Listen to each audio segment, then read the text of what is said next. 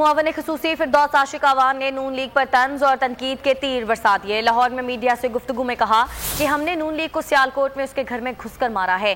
PTI ने उनके 40 साल से बने किले को पाश कर दिया।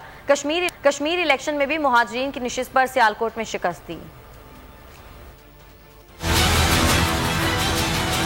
हमने PP 38 में जो नून लीग के घर में घुस के मारा है उनको, और सियासी तौर पे जो बढ़ के मारते थे, जिन्होंने हमेशा सियासत को यरगमाल बना के अवाम को उनके मसाइल में इजाफा किया। वज़ीर आज़म इमरान खान की क़यादत में पाकिस्तान तहरीक इंसाफ ने उस वरियो ख़ानदान को जिसने 40 साल पे उस हल्के को अपना किला बनाया हुआ था, उस किले की दीवारों को ज़मीन बोस किया। जो घमंड, गुरूर और तकब्बर था नून लीग का, उसको पाश किया। पाकिस्तान तहरीक इंसाफ ने एक नून लीग की ऐसी विकेट उड़ाई है कि जो सिर्फ जारकर ही नहीं था बल्कि तीनों किलियां एट ए टाइम उड़ी। एक साहब जो है वो नाम बदलने के दावे कर रहे थे, नाम उनका एक ही है कि वो नून लीग के मालशी हैं। वो सियासी यतीम है जिन्होंने अभी तक पार्लियामेंट की ना सीढ़ियां देखी और ना जिंदगी में कभी आपको ये तौफीक होगी।